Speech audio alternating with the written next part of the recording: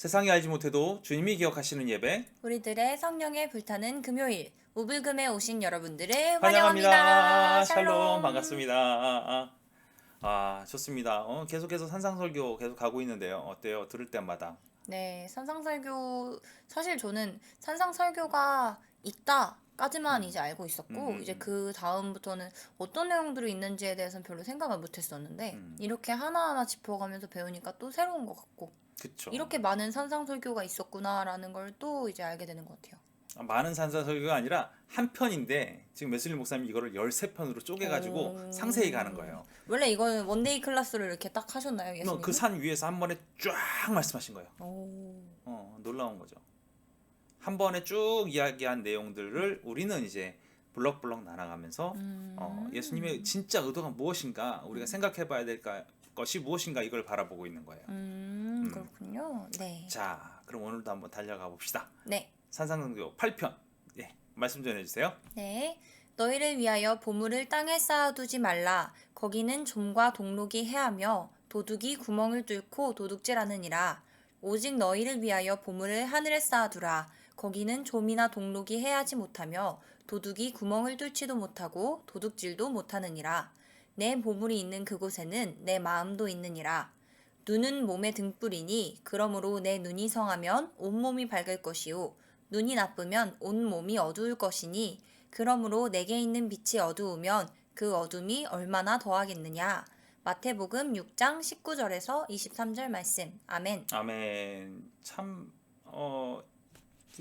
많이 생각해 볼 수 있을 만한 내용들이 많이 들어있는 것 같아요. 오늘 같은 경우에 이 내용들을 가지고 정말 많은 분들이 설교를 하셨고 그리고 우리한테 전해진 내용들 역시 많이 있습니다. 어때요? 뭐 우리가 이제 예수를 믿는다고 하면 계속해서 웨슬리 목사님 마음의 종교에 관해서 얘기하잖아요. 네. 지금 마음의 종교에 관한 이야기를 계속해서 하고 있는데 본인은 어떤 것 같아요?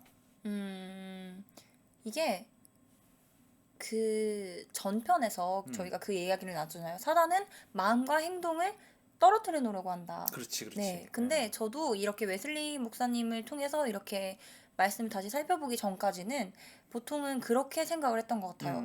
마음은 있으나 몸이 너무 힘들어서 이렇게 생각을 했었는데 이제 다시 곰곰이 생각해 보면은 그 마음은 이제 그렇게 하고자 하는 마음보다는 쉬고 싶었던 마음이 더 많았던 거죠. 마음속에. 그랬던 것 같아요. 그래서 이제는 내가 마음이 있으면 행동도 자연스럽게 나오는 게 당연한 거구나 생각하면서 네, 매주 말씀으로 두드려 맞고 있습니다. 여러분도 그러시나요? 혼자 그러는 건 아닌 것 같아. 내가 봐도 나도 얘기를 하면서도 나도 그 웨슬리 목사님 설교를 들으면서도 혹시 이게 이 말을 내가 전하잖아요. 그러니까 네. 어떻게든 이제 최대한 의도를 갖고 이야기하려고 노력을 하고 있는데 그러다 보니까 뭘 느끼냐면 내가 과연 이렇게 얘기할 만한 자격이 있나? 이런 게 나도 스스로 느껴지는 거야. 오늘 말씀도 비슷해요. 구제, 경건한 생활. 어때요? 그것을 우리가 그 마음을 가지고 하는 것과 마음을 가지지 못하고 하는 것은 분명한 차이가 있다는 거예요. 네, 맞아요. 그럼 마음을 가지고 하는 것, 즉 다시 해서 거룩한 의도로 행하는 것, 이것은 하나님이 받으시기에 합당한 것, 즐거워하는 것, 기뻐하실 만한 것이 된다라는 거죠. 네. 그런데 소위 말해서 우리가 일하는 것, 그거 역시 어떤 의도로 해야 되냐? 순수하고 거룩한 의도로 해야지만 하나님께서 즐겨 받으시는 어떤 게 된다는 거예요. 우리 노동 역시도. 그러니까 하나님 앞에 우리가 드려지는 것은 단지 우리가 뭐 헌금을 한다거나 아니면 주님의 일을 한다거나 이런 것으로 멈춰지는 게 아니에요. 중요한 게 뭐냐면 직장생활 해봤잖아요. 네. 그럼 직장생활은 뭐 어떻게 해야 돼요? 직장 생활도 직장에서도 이제 열심히 생활을 해야죠. 네. 거기서는 뭐 교인이 아니잖아. 좀 속이고 거기서요? 좀 뭐 소위 말해서 내 성질도 좀 부리고 그렇게 살아도 되는 어떤 그런 게 보일 수도 있잖아요. 그렇게 할 수도 있지만 이제 순간순간 그렇게 감정이 올라올 때가 있었지만 그럴 때마다 감정을 다스리려고 좀 노력을 했던 것 같아요. 그때도 역시 웨슬리 말씀을 보고 있었고 네, 그렇기 때문에 더 그랬던 것 같기도 해요, 사실. 그러니까 이게 무슨 얘기냐면 우리가 순수한 의도를 갖고 하는 모든 일들, 음. 직장에서 하는 일이거나 가정에서 하는 일이라든가 교회에서 하는 일이라든가 이 모든 것들이 하나님이 기뻐 받으실 만한 것들이 돼야 한다는 거예요. 그게 안 되면 안 된다는 거죠. 그런데 놀랍게도 오늘 말씀은 되게 아주 모든 사람들이 다 이해할 만한 문장으로 아주 편안하게 기록되어 있어요. 눈은 마음의 창이 아니냐 이렇게 얘기하잖아요. 네. 눈이 왜 마음의 창이라고 불릴까요? 눈을 보면 그 사람의 그 어떤 말을 하고자 하는지 저희가 알 수 있잖아요. 그치. 이제 그런 말이 있잖아요. 이렇게 이야기를 하지 않아도 솔직하게 표현하지 않아도 눈으로 욕한다는 말이 있잖아요. 네, 저는 그 말이 참 재밌다고 생각을 하는데 자주 하는구나. 근데 이렇게 보면은 보여요. 저 사람 눈으로 욕하고 있구나. 그렇지. 가끔 나한테서도 그게 아닌가. 눈으로 욕하고 있구나. 네, 그래서 그럴 때가 의도가 있어요. 너무 잘 보이기 때문에. 그렇지. 네. 확실한 의도가 보이는 거예요. 그러잖아요. 눈은 속일 수 없다고. 그 마스터라는 영화에서도 이병헌이가 전화 통화를 하는데 그 변호사로 나왔던 친구 그 누구였지? 하여간 걔가 내가 괜찮은 사람 하나 찾았는데 한번 그 연결시켜 줄까? 그러니까 야 다른 거 아무것도 보지 마. 눈만 봐. 이렇게 얘기하잖아. 눈만 봐. 세상 뭐 하나님도 속일 수 있어도 눈을 보면 그거 절대 그런 못한다. 뭐 이렇게 하잖아. 이처럼 그 눈은 그 사람의 의도를 명확하게 드러낼 수 있다라는 거예요. 그러니까 우리가 순수한 의도를 가지고 하나님을 향한 온전한 의도를 가지고 우리가 하나님께만 고정되어 있는 마음을 가지고 우리가 어떤 일을 한다면 그렇다면 오늘 말씀을 가지고 우리 온몸이 밝을 것이다 라고 얘기해 주는 거예요. 그러나 우리가 만약에 하나님 위에 어떤 것을 찾거나 열망하지 않으면 그러니까 우리는 하나님 이외의 것들도 많이 이제 구하잖아요. 그렇죠. 그런 것들을 원하거든. 그런데 이런 것들을 원하는 것이 없어진다면 우리 안에 어두움은 사라진다는 거지. 하나님 외의 것들을 우리가 찾는 것을 멈추게 된다면. 그래서 하나님께서는 우리가 하나님께만 집중하게 되면 하나님께서 우리가 가야 될 길을 보여주시고 그 다음에 우리 앞에서 그 길을 평탄케 하시는 놀라운 은혜를 우리에게 부어주신다라는 거예요. 우리가 밝으니까. 생각을 해봐. 어두운 그 산길을 가야 돼. 그런데 그 산길에는 뭐가 없어? 빛이 없어요. 빛이 없어. 근데 내가 밝아. 뭐로 인하여? 주님으로 인하여. 그러면 두려움이 있을까? 없죠. 없어요. 물론 뭐 100m, 200m는 안 보일 수 있어. 그러나 내 앞에 있는 모든 길들이 어떻게 되는 거예요? 다 보이고 확실해지는 거예요. 주님이 원하시는 길이 어떤 길인지가 우리가 환히 볼 수 있는 그런 케이스가 된다라는 거죠. 그리고 빛은 무엇을 얘기할까? 빛은 우리 안에. 우리 안에 빛은 하나님의 의, 하나님의 빛이라고 하잖아요. 그치. 하나님의 빛. 하나님의 의, 하나님의 빛, 하나님의 선 이런 것들이 우리 안에 들어오는 거잖아요. 네. 그럼 우리 안에 하나님의 의, 하나님의 빛, 하나님의 선이라고 표현할 수 있는 건 성결이죠. 내가 과연 그렇게 성결하게 사느냐? 내가 그렇게 성결하게 사느냐는 건 무슨 얘기? 아까 얘기한 것처럼 내가 하나님을 향한 마음만 갖고 살아간다는 거예요. 하나님만 추구하고 하나님만 찾는다라는 것. 그러니까 하나님만 찾고 하나님만 생각하고 있으니까 하나님 외의 것들이 이 안에 섞일 수가 있어 없어? 없죠. 그러니까 성결하다 이렇게 얘기할 수 있는 거예요. 그러니까 그 하나님이 나의 성결의 원천이 되는 거죠. 그러니까 어떻게 되겠어요? 하나님의 공의, 하나님의 자비 이것들이 내 안에서 충만해질 수밖에 없는 거죠. 하나님으로 인해서. 그렇지. 그렇죠. 왜? 우리가 바라는 게 하나님뿐이잖아요. 오직 only one. 하나님만 바라고 사는 거예요. 그러니까 한 가지 의도를 가진 자에게 채워지는 그 빛은 성결만 있느냐? 그렇지 않아요. 행복도 있어요. 주님께서 우리에게 부어주시는 놀라운 행복이 있다는 얘기, 기쁨이 있다는 거예요. 주님이 기뻐하시는 그 기쁨이 나한테도 이제 채워진다라는 거죠. 풍성해진다라는 거예요. 자, 그리스도 안에서 위로를 받고 또 이 위로가 놀라운 위로인 게 뭐냐면 주님이 나를 사랑하신다라는 위로라는 거예요. 그렇죠? 맞아요. 네. 거기다 그걸로만 멈추는 게 아니라 우리가 어느 곳에 가든지 주님께서 우리가 무엇을 말해야 될지 알려주신다 그랬어요. 그러니까 우리의 지식에 안위도 있다라는 거예요.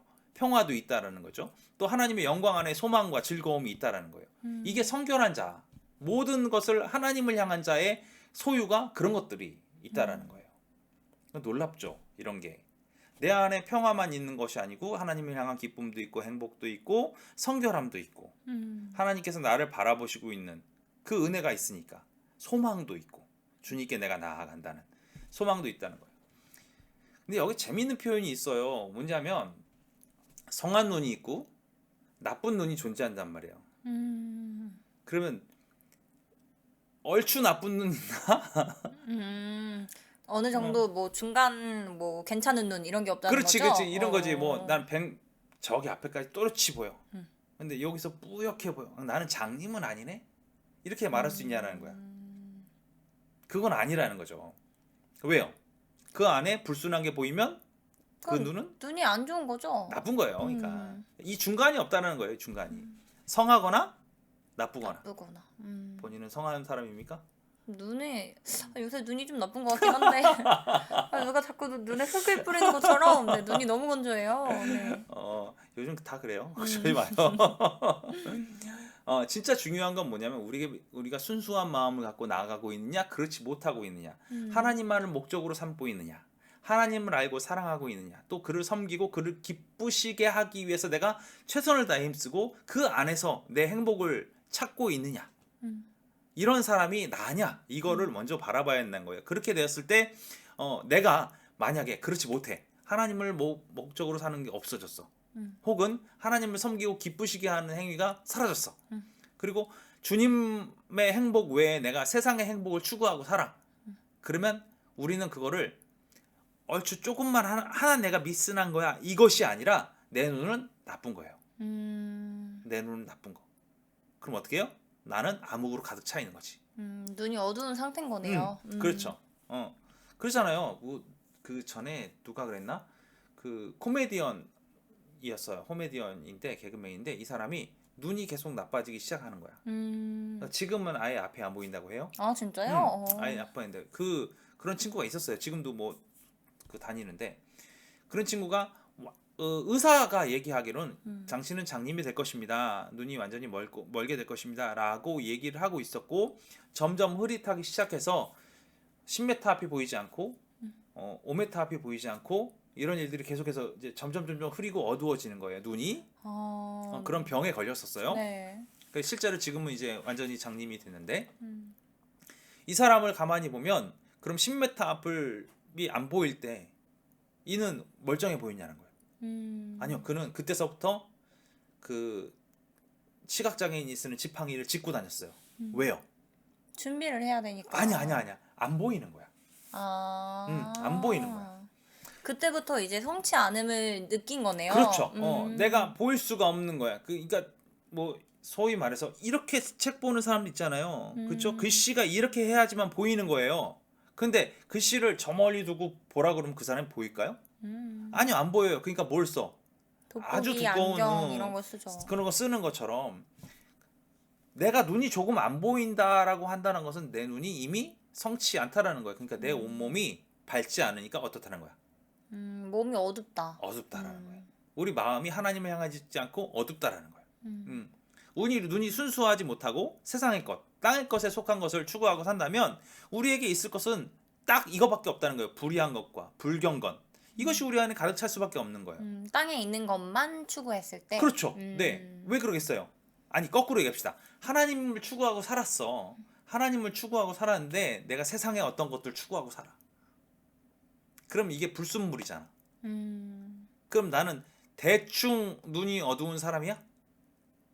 아니요. 중간은 아니지. 없다 그랬죠. 그렇지, 중간이 없어요.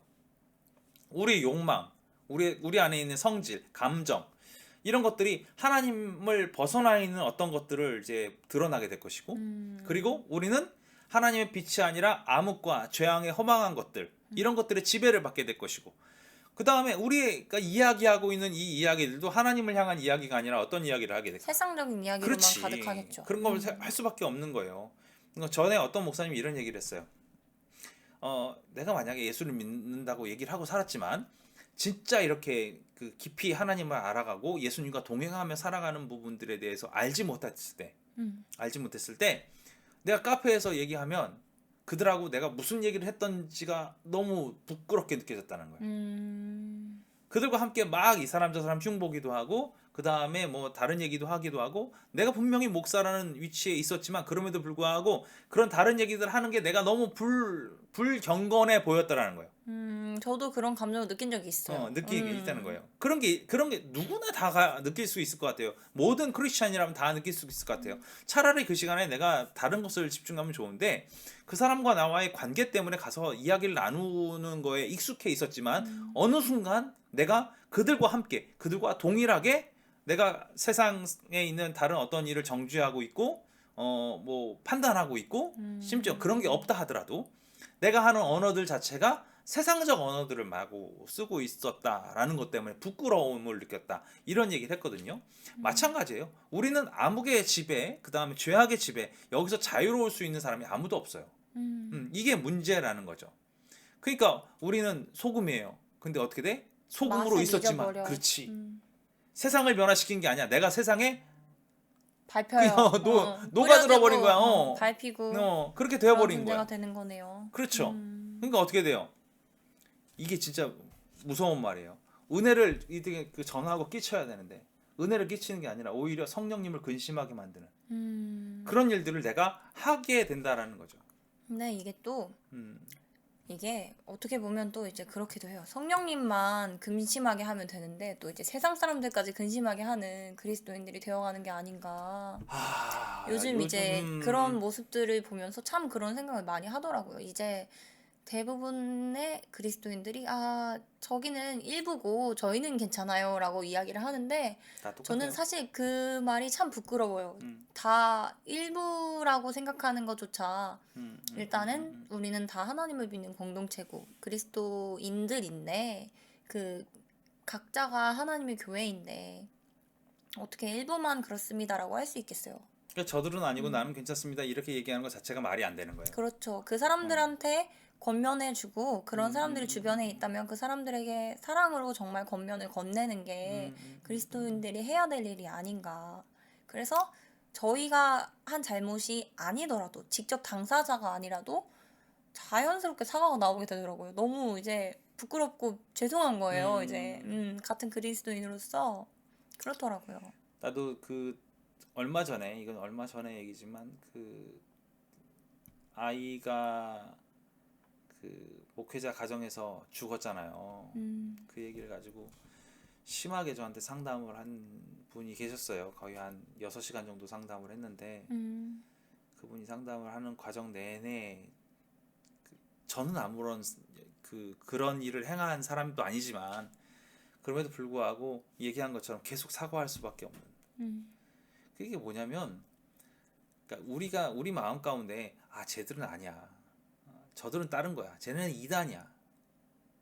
근데 따지고 보면 세상에 있는 모든 사람들 다 그걸 크리스천으로 보거든요. 목회자로 본단 말이에요. 맞아요. 이게 문제라는 거예요. 그러니까 그런 사람들은 결국엔 자기 스스로 멸망의 길을 간 거지만 그들이 평강의 길을 알지 못하는 자가 되지만 성령을 근심하게 한 자가 되는 거예요. 이게 무서운 거죠.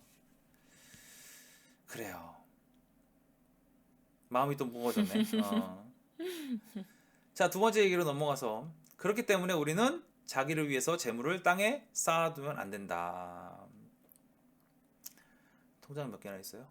저는 주로 쓴 통장 하나 있고요. 뭐 저축하는 통장 뭐 50개? 이런 식으로 해가지고 그래도 몇 개 안 돼요. 주로 쓰는 통장 1개, 저축하는 통장 50개? 아니요. 한 3개? 세 손가락 안에 꼽히는 것 같아요. 네. 그래요? 좋아요. 네. 뭐라고 오늘 웨슬리 목사님이 이러냐면 재물을 땅에 쌓아두지 마라. 이렇게 한다는 것은 우리 눈이 약하다는 증거다. 신기하죠? 쌓아두는 거 자체부터가 일단 눈이 약하다는 거다. 무섭죠. 예, 저는 또 통장은 1개예요. 저는 통장은 1개예요. 사실은 이게 크리스찬에게만 해당하는 이야기가 아니에요. 이교도들, 이방인들 다 알아요. 명백하게 이걸 지켜요. 웃기지 않나요? 이방인들도 옆에 사람 돕는 것에 대해서 이건 선한 일이야. 그 다음에 나의 재물을 뜯어다가 상대방에게 전화해 주는 거. 이건 저 사람 정말로 위대한 사람이야. 이런 거 다 알아. 심지어 그렇게 살려고 되게 노력해. 크리스찬은 생각조차 안 해요. 그렇죠. 보통은 이제 나는 그래도 교회에 헌금하니까 내가 낸 그러니까, 헌금으로 알아서 이렇게 도와주겠지 이런 분들이 좀 많은 것 같아요. 죄송하지만 교회는 자선단체가 아닙니다. 이거는 분명하게 좀 그 제가 좀 구분을 좀 줬으면 좋겠어요. 교회는 자선 행위를 하지만 자선 단체는 아닙니다. 이해가 되세요? 그러니까 자선 행위를 해요, 교회가. 그다음에 구제 행위를 하고 그렇죠. 그런데 그 자선 단체는 아니야. 음, 그러니까 이게 목적이 아니라고요. 음, 그러니까 이게 목적인 데야 자선 단체라고 불리겠지.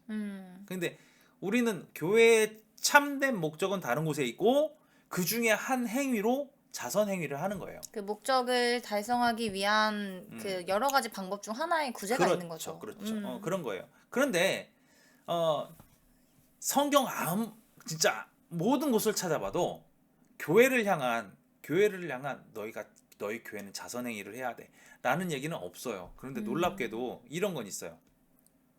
성도 개개인이 과부와 고아와 나그네를 어떻게 하라고? 돌봐야 한다. 이렇게 네. 얘기 나오는 건 계속해서 있단 말이에요. 음. 그거는 교회가 하라는 거예요? 성도가 하라는 거죠. 직접 하라는 거예요. 직접 하라는 거. 응? 그러니까 내 재물 중에 일부를 뜯어서 자선 행위를 하라는 거예요. 이게 선한 이웃을 향한 이웃 사랑에 대한 마음의 표현이다. 이렇게 얘기하고 있다는 거예요. 그런데 우리는 어때요? 생각을 안 하고 있는 거예요. 지금 방금 얘기한 것처럼 교회에다 내가 한 헌금으로 다 해결하고 있으니까 나는 선한 행위에 발을 디뎌놓은 사람이다라고 생각하고 산다고. 근데 실제로 따져보면은 그는 누구에게 선한 행위를 한지도 알지 못하고, 그렇죠? 자기가 선하게 쓰이기를 원해서 그 헌금한 돈이 다른 목적을 위해 사용되어져도 알 수가 없는 거예요. 그렇죠. 구제로만 100% 사용되지는 않으니까요. 그렇지. 그러니까 결국엔 뭐예요? 우리는 우리의 완악함에 그 올무, 그리고 내 눈에 그 이제 비늘이 덮여져 있는 것처럼 앞을 막고 있는 거예요. 뭐냐면 내가 다 했어라고 내 스스로를 안심하고 사는 거예요. 제대로 못 보는 상태인 거네요. 그렇죠. 눈이 어두워진 상태네요. 그렇죠. 그러니까 그건 어떤 얘기예요? 그럼 결국에는 그러면은 그 상태면은 암흑이 가득 찬 상태. 그렇죠. 안에 빛을 잃어버린 상태인 거죠. 그렇지. 우연찮게 우리 둘 다 오늘 새까만 거 입고 세상에. 우리 마음만 안 그렇습니다. 몸만 그렇지. 저의 이빨을 봐주세요. 네. 이렇게 하얗게. 네. 자, 그러면 재물을 땅에 쌓아둔다는 의미는 도대체 무슨 의미일까? 이 부분을 좀 봐야 될 것 같아요. 첫째로 그 하나님께서는 소위 얘기해서 다른 사람에게 폐를 안 끼치는 범위 내에서 정직하게 저축할 수 있는 걸 저축하고 우리가 책임져야 될 사람들에게 지출하는 것, 이거를 금하지는 않았어요. 이 말씀은 돈의 사용에서도 배웠던 것 같아요. 그렇죠. 열심히 최선을 다해서 돈을 벌어라라고 했잖아요. 그렇죠. 첫 번째 돈을 네. 벌어라. 우리 돈의 사용법 한번 해볼까요? 돈을 벌어라. 그 다음 두 번째. 두 번째, 음. 여러분들 같이 대답하시죠. 자, 두 번째. 나왔잖아 지금. 네. 여러분의 여러분의 가족과 속한 사람들. 주변 사람들 돌보는데 사용해라. 처음에는 여러분의 속한 모든 사람들이 온전하게 의식주 생활을 할 수 있게끔 사용하는 데는 돈을 써라. 다 써라 라고 얘기했어요. 세 번째. 낭비하지 말라 그랬잖아요. 그게 두 번째 거야. 그게 두 번째 거예요? 두 번째 거야. 쓰되 낭비하지 마라. 세 번째. 세 번째. 우리 에어리어 바깥에 사람 필요하겠지. 과와 가부와 나그네. 그 남은 모든 거를 구제하는 데 사용해라. 이 부분이었어요. 세 가지였죠. 마찬가지예요. 저축할 수 있는데 우리가 저축할 때 우리가 남의 뒤통수 쳐가지고 돈 벌어 먹어라? 이거 안 했고. 네, 정직하게 열심히 벌어라. 벌어서 저축한 걸 가지고 우리가 책임져야 될 사람들에게 사용을 해라. 이 부분은 확실하게 써라. 그 다음에 두 번째, 우리 육체 건강을 위해 필요한 것, 즉 음식물, 의복, 뭐 이런 것도 필요한 것들이 있어요. 무슨 의복 그랬더니 뭐 모피 뭐 이런 거 말고 한 300만 원짜리 막 그렇지. 티셔츠 이런 거 말고. 그거 말고 네. 그 음식 그랬더니 뭐 그 뭐라 그래야 돼? 그 이렇게 쫙 뷔페 이런 거 사놓고 뷔페는 싼 거야. 내가 저번에 뭘 봤지? 그 머리 벗겨진 그 작곡가 누구죠? 머리 벗겨진 작곡가요? 어. 돈 스파이크? 어. 스테이크 엄청 큰 거 먹잖아요. 고기를 무슨 어. 이만한 고기를 손으로 잡고 이렇게 베어 먹더라고요. 그걸 다 먹더라고. 이만한 네. 덩어리 하나를 다 먹더라고. 깜짝 놀랐어. 근데 그걸 물어보니까 그 고기 하나가 진짜 엄청나게 그 비싼 그거더라고. 근데 그게 한 끼잖아. 그렇죠. 그런 그게 바로 거라. 이제 미식 여행. 식도락 미식인과 여행. 동시에 그렇지. 그렇죠. 미식인과 동시에 식도락이 되고 그 다음에 내가 그 의식주를 넘어선 과한 지출이라는 거예요. 이런 것들은 그만하셨죠. 예, 그렇죠?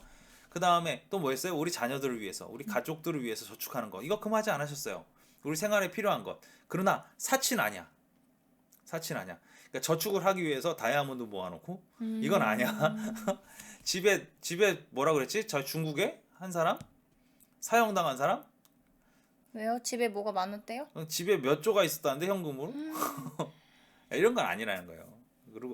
그리고 마지막으로 그 이 세 가지 목적을 위해서 내가 어떤 사업을 하기 위해서 돈을 모으는 것 이건 금하지 않았어요.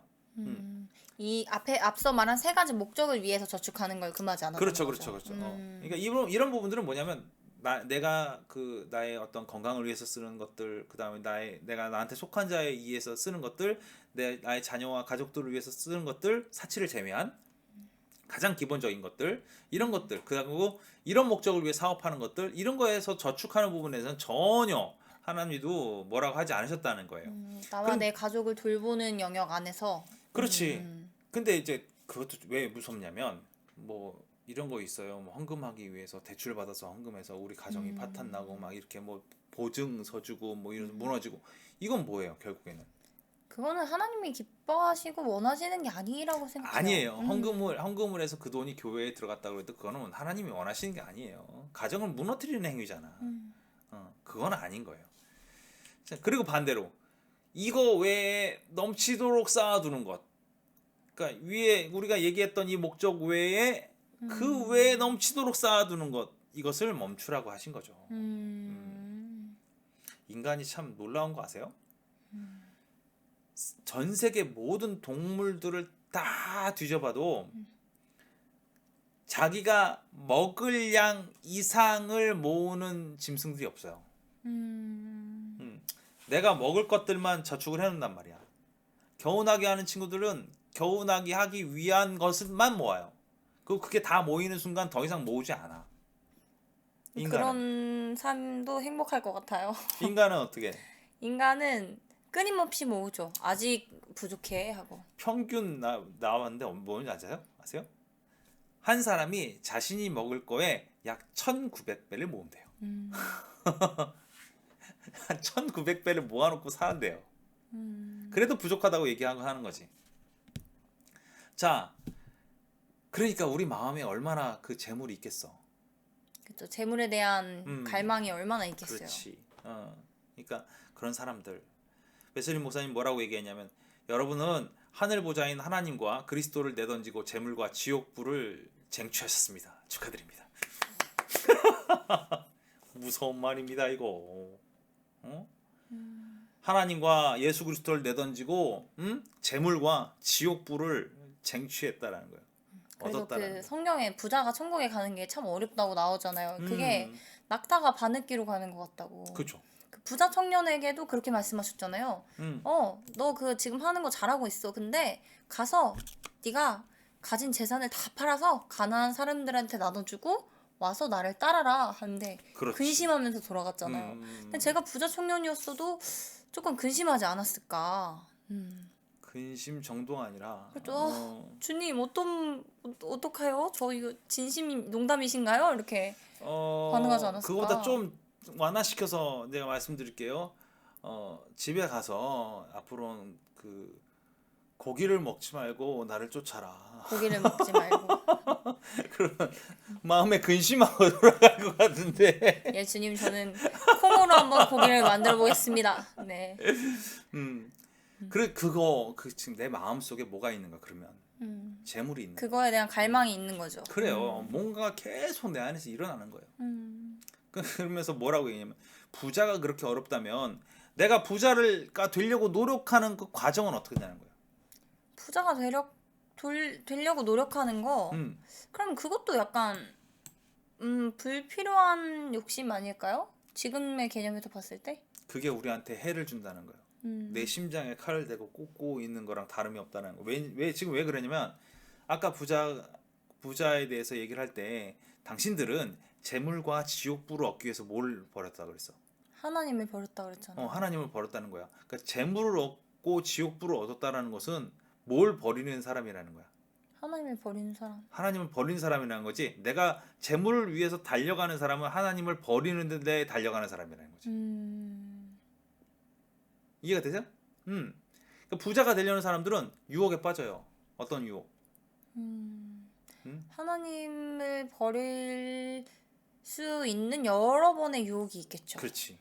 부자가 되고 선택해야 싶나? 되는, 선택해야 되는 여러 가지의 그런 것들이 있겠죠. 아직 경험해보지 않아서 모르겠는데, 네, 그럴 것 같아요. 더. 영화 타짜에 나오잖아. 청경장이 고니한테 얘기잖아. 부자가 되고 싶니? 얘 나오잖아. 걔가 부자가 되려는 목적이 뭐야? 부자가 되려는 목적이 뭐예요? 남을 속이기 때문에 부자가 되는 거잖아. 도박을 하는데 남을 속이기 때문에 부자가 되는 거예요. 그렇죠. 이런 유혹에 빠져. 그렇죠. 이게 바로 해로운 욕심이네요. 그렇지. 올바른 올가미에 걸리고. 그렇죠. 이런 것들 때문에 우리는 어디로 들어가냐? 파멸의 구렁텅이로 빠지는 거예요. 바울은요, 부자를 정죄한 적이 없어요.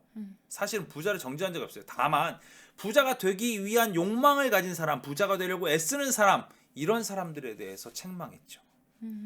그런데 약간 조금 궁금한 게 있어요. 부자가 처음부터 부자였던 사람은 없잖아요. 그렇죠. 부자가 되려고 다들 애를 써서 부자가 되지 않았을까요? 그거는 달라요. 이런 거죠. 하나님의 뜻에 맞게끔 정직하게 최선을 다하게 살았더니 부자가 됐어. 이건 어떡하라고? 그건 어쩔 수 없죠. 하나님이 주셨는데. 지금 우리는 그렇게 살고 그렇게 저축하는 거 하나님이 금하지 않으셨잖아. 근데 그런 사람은 무슨 생각을 하고 살까? 내가 부자가 됐어. 부자가 됐어도 이 금액들이 다 어떻게 되는 거야? 이것들은 이제 구제하는 데도 쓰이고 하나님 보시기에 기뻐하시는 일에 사용하겠죠. 당연한 거죠. 그러나 내가 노력을 해서 쟁취했어. 그럼 이거는 나를 위해 써야지. 내 거야. 내가 고생했으니까. 내 이렇게 거야. 되는 거네요. 내 거야. 기본적으로 그런 부분이 생기는 거야. 당연한 거예요. 하나님이 주셨음을 알고 있는 사람은 감사하고 기뻐하는 마음으로 그것을 하나님이 기뻐하시는 데 사용하지만 내가 노력을 해가지고 부자가 된 사람들은 이것은 반드시 내 거일 수밖에 없는 거예요. 그럼 어떻게 되겠어? 놓을 수가 없는 거야. 그렇죠. 놓을 수가 없는 거야. 억울하겠죠. 내 건데 라는 생각이 있으니. 그렇지. 그러니까 그 사람들이 헌금을 해도 뭐라 그래? 내가 교회졌어. 내가 구제했어. 어제 나눈 것처럼 금식하는 사람이 구제하면서 자 봐, 얘가 어렵지? 내가 구제했어. 이 모양이 나올 수밖에 없는 거야. 그는 이미 상을 다 받은 거죠. 그 부자 청년도 이런 마음이었나 보네요. 충분히 그럴 수 있어요. 충분히 그럴 수 있어요. 내 건데, 이건 내 건데, 내가 어떻게 해서 버는 건데, 이걸 다 주고 나면 나의 미래는 어떡하지? 나의 장래는 어떡하지? 하나님께 맡기는 것에 대한 게 멈춰지는 거지. 예수님 어떤 분이셨어? 5,000명을 먹이시는 분이셨어. 그 옆에 있으면 나는 굶나? 아니거든. 그게 아니란 말이에요. 주님과 함께하면 풍성함을 누리는 거예요. 심지어는 제자들을 향해서 우리가 전에 한번 내가 말씀으로 나눴지만 제자들을 향해서 이스라엘에 잃어버린 사람들의 집에 가라 그랬어. 그러면서 뭐라 하냐면 배낭도 가지 말고 두보로도 가지지 말고 지팡이도 가지지 말고 가라. 그 일하는 사람이 먹을 것을 얻는 것은 어떤 거다? 마땅하다. 마땅하다. 이렇게 됐잖아요. 또 내가 뭐 할 거 없잖아. 주님의 사역을 하면서 내가 누릴 수 있는 게 있는데. 주님이 책임지신다는 거죠. 그렇죠. 네. 그렇잖아요. 그게 이제 우리가 알고 느끼어야 하는 거예요. 그럼 이거 한번 편집해야 될 것 같아요. 왜? 그러면 제가 그 부자 청년 지금 이 말씀을 들은 부자 청년이었다면 이제 좀 마음이 놓여질 것 같아요. 네, 주님, 제가 그렇게 하겠습니다. 자, 이거 네. 다시 잠깐. 큐. 네, 그럴 것 같습니다. 네, 그렇지. 이제 조금 그 부자 청년의 입장에서 이제 조금 마음이 놓여요. 그렇죠. 네. 그러니까 우리 시선이 하나님에 속하느냐, 재물에 속하느냐 이거에 대해서 우리의 눈이 온전케 되어 있느냐, 아니면 어둠에 쌓여 있느냐, 이거는 완전히 구분돼야 돼요. 완전히 바뀌는 거기 때문에 재물에 대한 욕심을 가진 사람, 그런 사람이 하나님의 능력에 깨우침을 받아야 영생을 받잖아요. 네. 그렇죠? 그런데 보세요. 부자 청년한테 너 거 다 팔아서 나 따라와. 그럼 모든 사람한테 너 거 다 팔고 주님 쫓아와. 이렇게 얘기하실까? 아니요. 그 부자 청년한테는 그렇게 말씀하셨지만 음. 다른 사람들한테는 그렇게 하시진 않았죠. 그렇지. 왜 그럴까? 부자라는 거는 이제 조금 남들과는 다른 뭔가가 있잖아요. 재물이라는 게 있으니까 그래서 이야기한 게 아닐까요? 아니 다른 부자한테는 그렇게 얘기 안 했잖아. 그 부자 청년한테만 이야기한 거예요. 그렇지. 그 부자 청년이 재물에 대한 마음이 좀 많았나? 아 이건 아주 특수한 경우예요. 어, 왜냐? 예수님이 보시기에 이 부자 청년을 예수님이 어떻게 표현하냐면 칭찬했다 그랬어. 칭찬하고 사랑스럽게 말씀하셨다 그랬거든. 네. 그쵸? 그럼 얘한테 부족한 게 뭐야? 부족한 거. 얘는 지금 율법을 다 지키고 살았대. 네. 부족한 게 뭘까? 마음. 구제에 하나만. 대한 마음. 아니 하나만 부족했어. 하나만. 하나가 부족했어요. 딱 하나만. 뭐가 부족했지? 가난한 사람들에게 나눠줘라. 다 팔아서 나눠줘라. 나눠주려는 그 마음이 부족했던 거 아니에요? 뭐가 부족했죠? 아니 딱 하나가 보였어요. 이게 뭐냐면 예수님. 예수님 하나만 부족한 거예요. 네 마음속에 재물과 내가 있다고 한다면 넌 이걸 버릴 수 있느냐라고 물으신 거예요. 이 친구한테 하는 아주 독특한 그 권면이란 말이에요. 아주 특수한 권면. 모든 사람들한테 그 얘기를 하시는 건 아니에요. 모든 부자들, 모든 부자들한테 야 다 팔아서 주님 쫓아와 이렇게 얘기 안 하시는 이유는 뭐냐면 지금 중요한 게 뭐냐면 이 사람의 마음 가운데 재물을 향한 마음, 즉 다시 얘기해서 내가 이걸로 알아서 살 수 있어요. 주님 없어도. 엄청 교만한 마음이지. 그쵸? 나는 율법이고 모두 다 지켰어. 그런데 이제 뭐가 없어도 살 수 있다는 거야? 이제 예수님이 없어도 살 수 있어요. 이거는. 그렇지. 난 돈이 있다니까? 부자란 말이야. 다 지키고 사는데 뭐 괜찮지 않아요? 이런 거니까. 그러니까 교만한 이 마음을 가지지 마라 라고 얘기하는 거예요. 두 번째는 뭐요? 깨끗하지 않는 재물을 신뢰하지 마라. 너가 가지고 있는 것들 중에서 봐라. 너가 진정으로 정직하게 모아서 있는 이것들이냐 아니면 네가 뭔가를 액션을 취해가지고 내가 움켜잡았던 재물이냐 이건 다른 얘기지. 그렇잖아요. 그러니까 얘가 뭘 기대하느냐? 재물에 엄청나게 기대를 하는 거야. 내가 이걸 갖고 있으면 내가 미래에도 나의 어떤 일들이 해결되어지고 내 주변에서 좋은 일도 생길 수 있고. 근데 따지고 보면 재물이 무슨 힘을 주나? 내 영혼도 어떻게 할 수 없는 건데? 그 역시 죽을 건데? 그러니까 그가 진짜 왜 이 말이 필요하냐면 이 부자 청년이 와가지고 얘기했을 때 질문이 있었어요. 질문이 뭔데? 우리가 그 질문을 까먹으면 안 돼. 어떻게 하면 내가 천국에 들어갈 수 있겠습니까? 영생을 얻을 수 있습니다. 네, 그 질문을 했잖아요. 그게 질문이야. 메인 질문. 네. 그러니까 뭐라고 그러셨어? 율법은 뭐라고 적혔니? 이렇게 했어요. 너 그렇게 살아. 지키고 살았는데요. 그래? 어우, 너 정말 잘했다. 그 진짜 꼭 필요한 게 하나 있어. 뭔지 알아? 예수님이 필요한 거야. 그러니까 너 다 버리고 쫓아와. 왜? 그의 마음속에 간절하게 원했던 건 영생이었잖아요. 천국에 가는 거였잖아요. 그러기 때문에 이 특수한 요청이 들어온 거예요. 그 역시 죽을 거잖아. 예수님은 그 청년의 중심에 뭐가 가장 크게 자리 잡고 있었는지를 보셨던 거네요. 그렇죠. 사실 우리는 그 빈손으로 왔다 빈손으로 가는 존재잖아요. 그거를 깨달아야 되는데 아직도 뭐가 있는 거야? 이게 기대가 있는 거야. 재물 안에서 자신이 행복을 찾고 있는 거야. 어디서 찾아야 되는데? 예수님 안에서 찾아야 예수님 되는데. 안에 찾아야 되는데. 금과 은 안에서 권세가 있는 거야. 누가 나한테 막 이렇게 샤바샤바 하는 게 너무 좋은 거지. 능력이 있는 것처럼 보이는 거예요. 어떤 지위가 생겨서 돈 때문에. 응? 그렇잖아. 이런 것들이 생기는 거예요. 그럼 나의 불행을 막아주나? 그렇지 않다는 거예요. 맞아요. 꼭 부자가 행복하진 않죠. 그렇죠. 그 거꾸로 얘기할게. 불행을 막아줄 수 없어. 그럼 그게 나한테 행복을 줄 수 있어? 아니죠. 그렇지. 사람들은 이걸 이해를 못해요.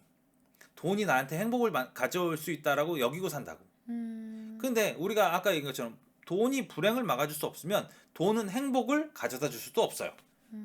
그냥 약간의 생활의 편리함 정도 더 늘어나는 것 뿐이죠. 그렇죠. 그럴 수밖에 없는 거예요. 그러니까 이런 것을 바라보면서 우리가 무엇을 의지해야 될지를 반드시 깨달아야 된다는 거죠. 우리는 하나님밖에 의지할 게 없는 거예요. 모든 행복의 근원은 하나님한테 있다라는 거예요. 그래서 이제 열심히 모으되 그것들을 의지하고 살아가지 말라는 거죠. 그렇죠. 네, 그런 거예요. 그리고 재미로 불리지 마라. 재물을 불리지 마라. 재물을 땅에 쌓아주지 마라. 이거는요, 더 이상 이렇게 정확하게 표현할 수 있는 명령도 없어요. 아예 재물을 땅에 쌓아두지 마라. 확고부동한 명령 아니에요. 더 이렇게 뭐라고 덧붙일 말이 없네요. 없어요. 그냥 그대로 한 거예요. 내 생계를 유지할 만한 재물이 나한테 있어. 그럼 그 이상의 재물을 얻기 위해서는 내가 죄를 짓지 않고는 이것을 더 모을 수 있을까요? 왜냐? 잘 들으세요. 하나님께서는 우리에게 일용할 양식을 허락하셨어요. 네. 주님이 주시는 것들이 존재한단 말이야. 그런데 그 이상의 것을 요청해. 그럼 내 안에 뭐가 있는 거야? 욕심이 있는 거죠. 그 탐욕이 있는 거지. 탐욕이 있는 거지. 내 생계를 유지할 만한 재물이 있는 사람이 하나님 앞에 더 이상의 재물을 요청하는 것 자체가 내 안에 탐욕이 있는 거예요. 그렇죠? 그런 사람이 주여 주여 한다고 어떻게 하나님께서 내가 너를 잘 안다. 넌 천국 백성이다. 이렇게 얘기할 수 있겠냐는 거예요. 재물과 하나님을 겸하여 섬기지 못한다 했잖아요. 그치. 이제는 조금 있으면 목회자. 이게 이렇게 하나씩 짚어가면서 말씀을 공부하니까 이제 그 말씀들이 조금씩 이렇게 퍼즐 맞추듯이 조금 매칭이 되는 것 같아요. 그렇죠. 이 말씀이 이런 뜻이구나. 그래서 이렇게 말씀하신 거구나. 그렇죠. 이렇게요. 네. 그래서 우리는 그 재물이 우리한테 있을 때 선용하고 살아야 돼요. 하나님께서 나한테 내 생계 이상의 재물을 나한테 허락하셨다는 얘기는 그건 하나님의 뜻이 이 재물이 어디 있다는 얘기야? 하나님의 손에 있으니 이 재물을 통해 구제하는 데 사용하고 하나님의 기뻐하시는 일을 향해서 사용하라는 뜻인 그렇지. 거죠. 내 생계를 위해서 허락하신 것들이 나한테 왔단 말이지. 그런데 그 이상의 것들이 왔어. 그럼 주님 이거 뭡니까? 보너스입니까? 이거 어떻게 이거 대박 났는데 주님 어떻게 할까요? 이게 아니라는 거야. 우리가 깨달을 게 분명히 있어야 된다는 거야. 이것이 왔다는 것들은 우리가 하나님의 뜻을 바로 인지해야 된다는 거지. 이걸 가지고 분명한 하나님의 손에 기뻐하실 만한 그런 것들이 무엇인지 알아야 된다는 거예요. 그리고 보세요. 내가 이 남는 재물이 생겼어. 이 재물을 저축해야지 뭐 하나 계속. 이 재물이 어떻게 되냐면 결국엔 나를 잠식해요. 나를 잠식해버려. 모아놓으면 어저께 금식에 관한 얘기도 했지만 금식해가지고 남은 것들을 어떻게 했어? 구제하는 데 사용했죠. 그런데 그 전에는 모를 때 그 전에는 이제 그냥 다시 주머니에 넣었죠. in my pocket 했잖아. 근데 그것도 우리는 인식하지 못하고 살았잖아. 그 in my pocket 하는 그 순간에 내 시선이 하나님만 바라보고 있었죠. 그건 분명한 사실이야. 왜? 금식하면서 했잖아. 근데 여기서 중요한 게 뭐가 있었어요? 이제는 알게 됐잖아요. 금식하면서 이웃들에 대한 그 돌봄을 실천하는 거에 대해서. 구제도 분명히 네. 금식의 일환이다. 이 부분은 얘기했잖아요. 그러니까 보세요. 나한테 잉여로 남아있는 것들이 있음에도 불구하고 이웃을 돕지 않는다면 그러면 이것이 이런 거예요. 오늘 웨슬리 목사님 재밌게 표현했어. 만약에 손이 4개야. 손이 4개예요? 손이? 손이 4개야. 손이 4개야. 네. 손이 4개야. 손이 4개인데 옆에 손이 없어. 그래서 내 손 남는 걸 뜯어다가 얘한테 줘가지고 얘가 2팔을 가지게 됐어. 그럼 얘는 어떻게 된 사람이야? 팔이 생긴 사람이죠 이제. 이제는 무엇이나 할 수 있는 사람이지. 그쵸? 그렇죠. 근데 남는 팔이 있어. 네. 근데 나는 2팔로만 생활할 수 있어. 네. 그럼 남은 2팔 뭐 할 거야? 남은 2팔? 안 주면. 안 주면 내 팔이 4개 있는 상태에서 안 주면 그러면 그냥 달고 있는 거죠. 쓰지도 않으면서. 낭비죠. 어. 엄청난 낭비죠. 엄청난 낭비고 어리석은 자죠. 그렇잖아요. 모든 사람이 다 행복하게 하기 위해서 나에게 허락하신 무언가가 있단 말이야. 근데 그거를 내가 어리석고 낭비하고 나의 탐욕으로 인해 가지고 바보스러운 짓을 하고 있지는 않은가 생각을 해봐야 된다는 얘기야. 이해되죠? 네. 어떻게 되는 건지. 그렇기 때문에 이런 것 때문에 이런 어리석음 때문에 부자가 하나님 나라 들어가기 어려운 거예요. 주님이 주신 뭔가 잉여로 보이는 이 재물을 원래는 어디로 가야 돼? 가난한 자에게 가야 돼. 굶주린 자에게 가야 돼. 그 다음에 헐벗은 자에게 가야 돼. 근데 지금 난 뭐 한 거야? 탈취한 거야. 훔친 거라니까. 그 사람들한테 마땅히 줘야 되는데. 그렇죠. 과부와 고아는 어떻게 한 거야? 학대해 버린 거예요. 그러니까 그들의 원한이 어떻게 하늘에 사무치지. 그 전에 어떤 예화를 한번 읽다가 이런 얘기를 들었어요. 하나님께 아무리 기도해도 하나님께 아무리 해도 기도가 응답이 안 오는 거예요. 내가 꼭 필요한 어떤 게 있는데 이걸 갖고 있어야만 내가 지금 살 수가 있는 거예요. 하나님께 매달렸어요. 끝없이 매달렸어요. 계속 기도했어요. 근데 하나님 들어주시지 않는 거야. 너무나 화가 나니까 하나님 도대체 왜 그러십니까? 내가 죽기를 원하십니까? 기도했어요. 뭐라는 응답이 나온지 알아요? 뭐라고 하나님께서 대답했어요? 응답이 딱 주셨어요. 뭐라고 응답이 나왔냐면 내가 누구에게도 보냈고 누구에게도 보냈고 누구에게도 보냈고 누구에게도 보냈고 누구에게도 보냈다. 그러나 그들이 너에게 풀지 않는 거다. 그럼 나에게 죄가 있겠니? 이거는요. 이건 엄청나게 우리 심령을 울리는 거예요. 나도 그 대상자가 될 수 있거든. 그쵸? 그러니까 그 사람이 죽어가는 모습을 하나님이 바라보시고 이미 그 해결책을 누구한테 주셨어? 주변에 있는 그를 아는 사람들에게 이미 주셨어. 근데 어떻게 됐어? 달라진 게 해결되어지지 없어요. 않았어요. 그가 죽는 것은 하나님의 책임이 아닌 거야. 하나님은 역사하셨고 그들에게 은혜를 허락하셨고 그들에게 잉여로 주어주신 충분한 것을 주었지만 지금 하나님은 뭘 받고 있는 거예요? 이 사람의 원망을 받고 있는 거예요. 그렇죠? 우리가 그들을 외면했기 때문에. 그렇지. 그게 문제라는 거예요. 저와 여러분 다 마찬가지예요. 우리가 그 대상이 아니라고 어떻게 얘기할 수 있겠어요? 맞아요. 자, 그럼 남은 재물은 어떻게 할까요? 잉여 재물. 남은 재물은 이제 그러면 남은 재물은 하나님이 기뻐하시는 일을 위해 사용해야죠. 그렇죠. 가난한 마땅히. 자는 도우는 네. 거예요. 네, 그게 당연한 거예요. 이런 비슷한 케이스가 이런 거예요. 그 영리한 뭐 종, 영양종. 영리한 종, 되게 불의한 종이기도 하지만 그때 지난번에 말씀 시간에 나눴던 그쵸. 그 종이요. 그 종이 자신이 갖고 있는 모든 고난을 동원해가지고 뭐 했어요? 모든 선행을 다 베풀었어. 막 이렇게 빚도 탕감해주고 막 반만 내놔 뭐 이래가지고 했단 말이야. 자신의 것도 아니야. 그런데 그걸 통해서 뭐가 된다고? 그렇게라도 하면 그가 천국에 갈 수도 있지 않겠냐라는 거예요. 그들의 요청에 의해서. 그들에게 선행을 받은 사람들에 의해서. 그만큼 우리 도우라는 그 말씀이 있는 거예요. 자, 우리는 돈의 사용에 대해서 명백하게 우리가 좀 알아야 돼요. 명백하게 알아야 돼요. 여러분의 가족을 위해서 사용하십시오. 명백한 사실입니다.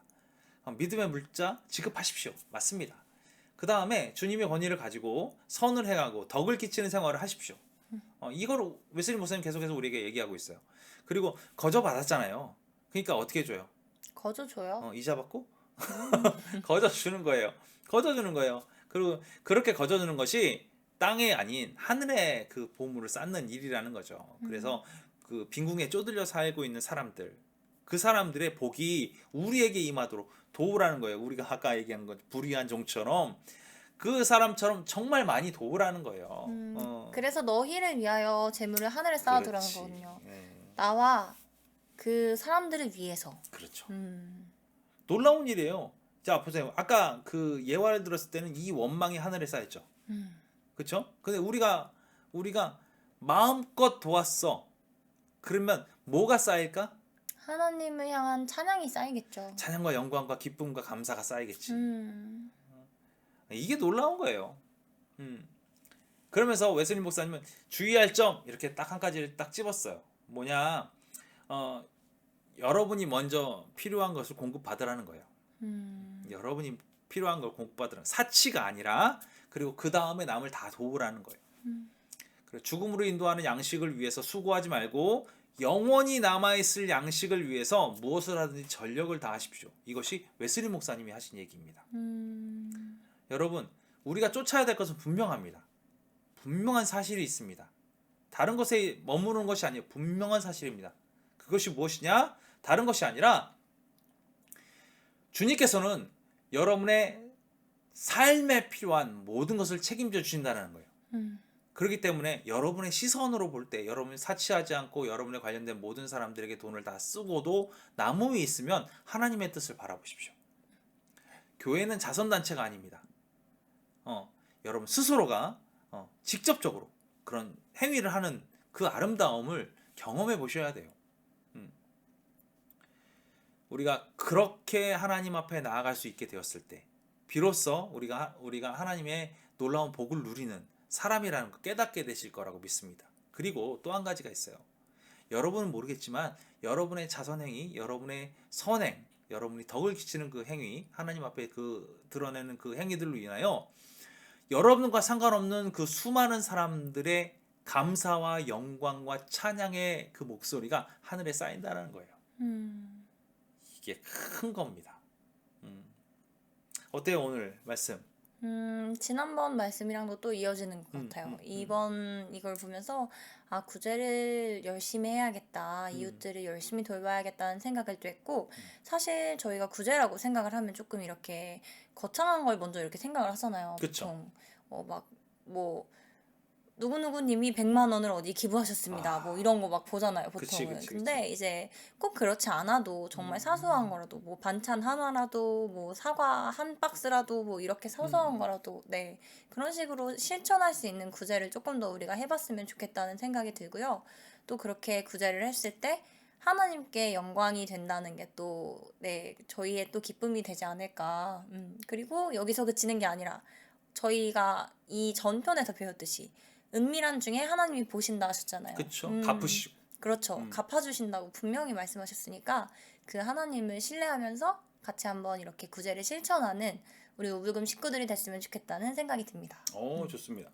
저는 이제 그 한 가지 과제로 플로잉을 좀 해보셨어도 좋을 것 같아요.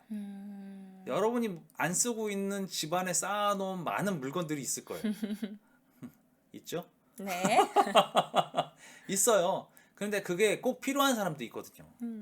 우리가 알지 못하는 사람, 저는 그 기독교 네트워크를 잘 활용할 수 있는 어떤 오픈마켓 같은 게 있으면 좋을 것 같아요. 기독교인들이 할 수 있는 오픈마켓. 그래서 플로잉을 할 수 있는 공간들도 마련하고, 그럼 누구는 어떤 물건이 정말로 필요한데 이 물건을 어떤 사람은 잉여로 남는 사람이 있을 수도 있거든요.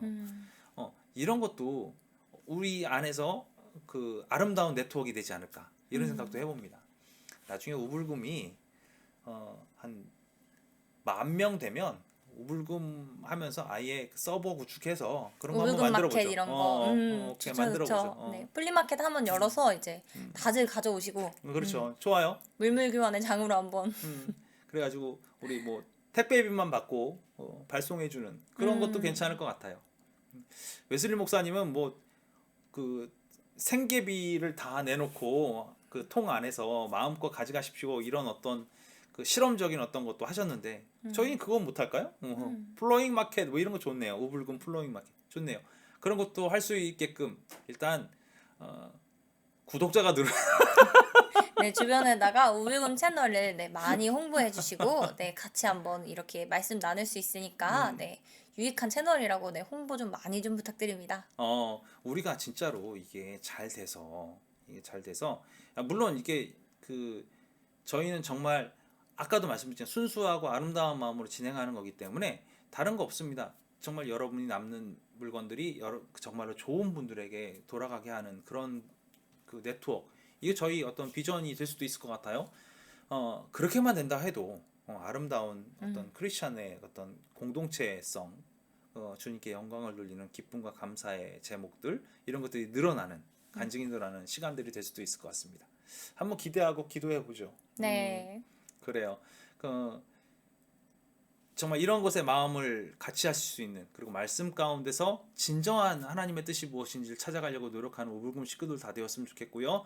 한 주 동안도 여러분이 무엇을 바라봐야 될지, 하나님 한 분, 여러분이 너무 재물 쪽에 노력하는 그런 모습들이 있다고 한다면 잠깐 내려놓으시고 하나님을 향하여 우리가 시선을 돌릴 수 있는 그런 한 주가 되었으면 좋겠네요. 자, 그러면 다음 주에 우리 다시 만나서 하나님 말씀 나눌 때까지 행복하시고 기뻐하시고 감사하시고 서로에게 자비를 베풀어 주시고 이웃사랑을 실천하시는 모두가 되길 간절히 바라고요. 그럼 다음 시간에 다시 만나요. 안녕.